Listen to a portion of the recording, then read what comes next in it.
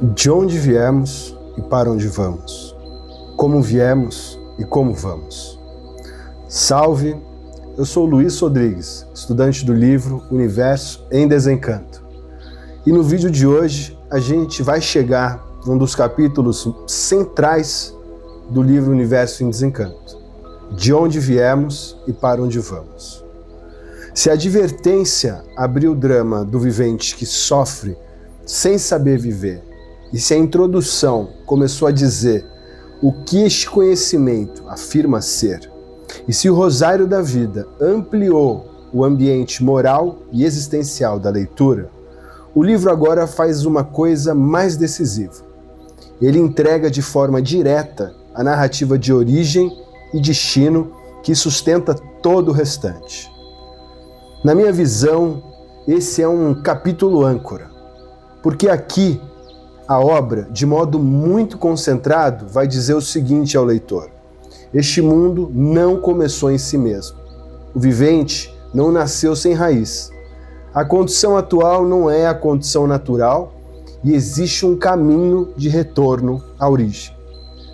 Existe lá em cima uma grande planície, onde vivem os racionais, muito maior do que este mundo. Vivem eles com o seu progresso de pureza. Isso é o que está escrito no livro. E essa frase já muda o horizonte inteiro, porque ela desloca o ponto de partida.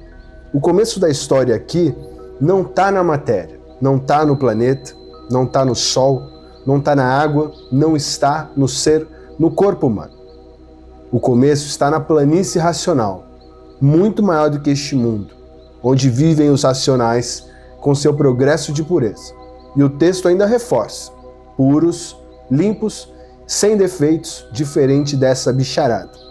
Ou seja, a origem não é animal, não é deformada, não é sofrida. A origem é racional, é de pureza, é de integridade.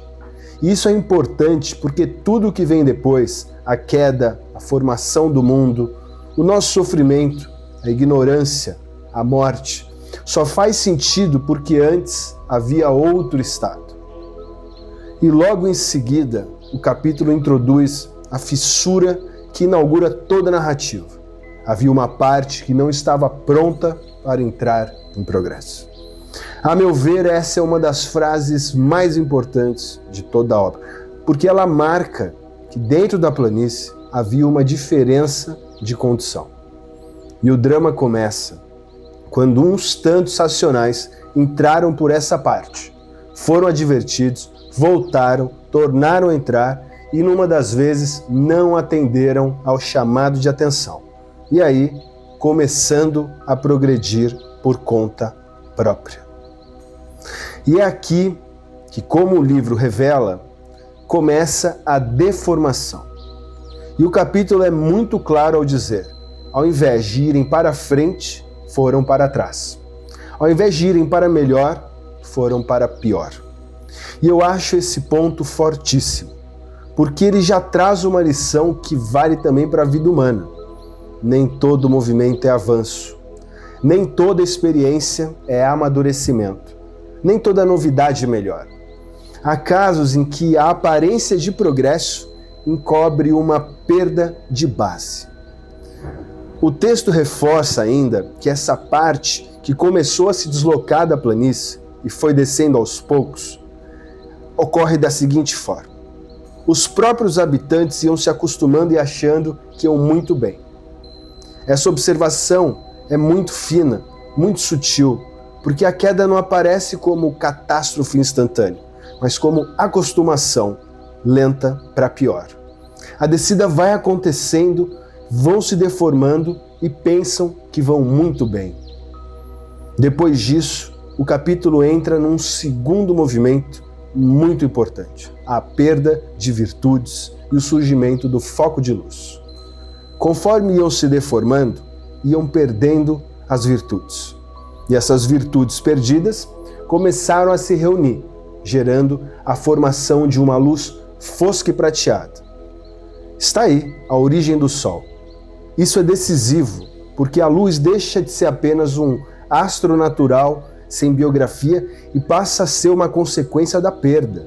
O foco cresce, aumenta, esquenta, e quanto mais esquenta, mais ajuda a deformar a parte da planície. Na minha leitura, esse ponto é um dos mais impressionantes desse capítulo. A queda não produz só descida e perda. Ela produz também um novo cenário cósmico. O céu, o sol, a luz, mais tarde a lua e as estrelas entram na narrativa como parte da deformação. Então o texto desce ainda mais para a formação do mundo material. Esse foco de luz vai esquentando a parte da planície em que progrediam.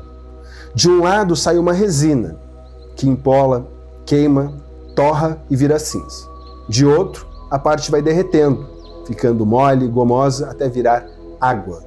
E diz de forma simples, está aí como foi feita a água. É muito bonito, isso é muito bonito, porque na linguagem do livro não tenta parecer sofisticado, com critérios da ciência humana.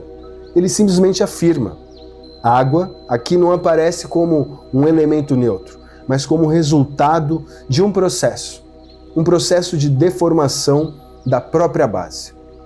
Depois o texto continua e diz que os corpos racionais se extinguiram, perderam todas as suas virtudes e foram se transformando em outros corpos. Os que ficaram na parte gomosa deram origem aos corpos masculinos. Os que ficaram sobre a resina deformada em cinza, aos corpos femininos, ainda muito diferentes destes de atualmente. E logo adiante vem um trecho central da narrativa da formação. A água penetra na cinza da resina, e aí começa o apodrecimento, surgem os micróbios, e aí começou a geração dos corpos. Ou seja, o capítulo faz uma ligação contínua entre queda, luz, calor, resina, goma, água, apodrecimento, micróbios e a formação dos corpos.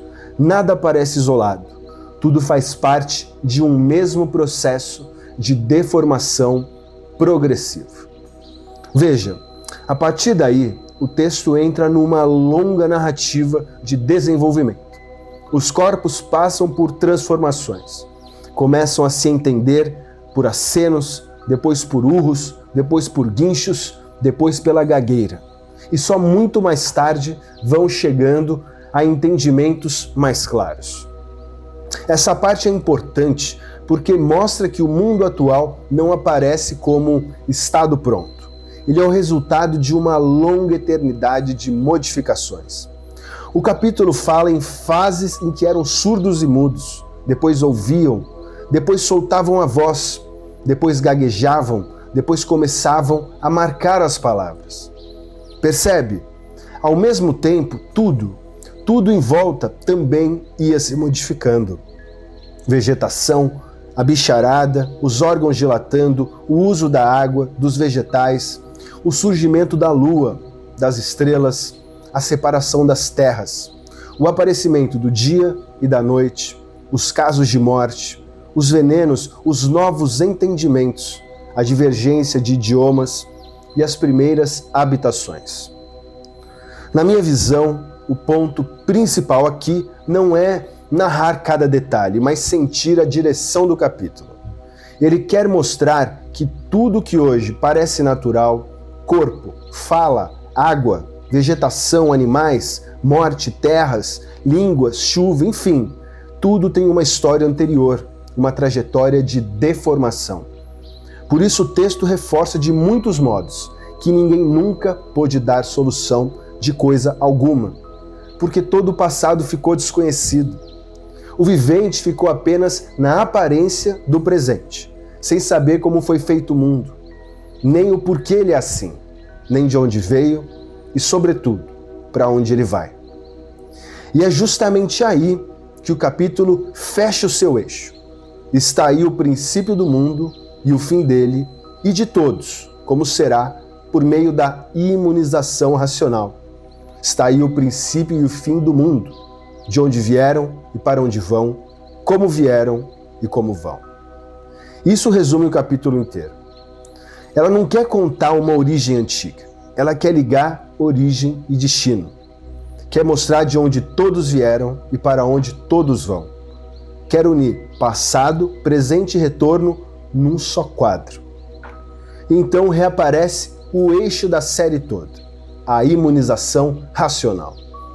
O texto diz que por meio dela, o vivente alcança o retorno, o equilíbrio, a alegria, a certeza, a saída desse terreno de dúvidas, mistérios e sugestões. Mas o capítulo diz que a escrituração está aqui para tirar os viventes desse terreno de misérias, dessa intensa confusão, desse mundo enigmático em que todos vivem sem saber quem nos fez, como foram feitos, do que fomos feitos e por que fomos feitos. E eu acho importante, muito importante, notar que esse capítulo não é só um eixo cosmológico, é existencial.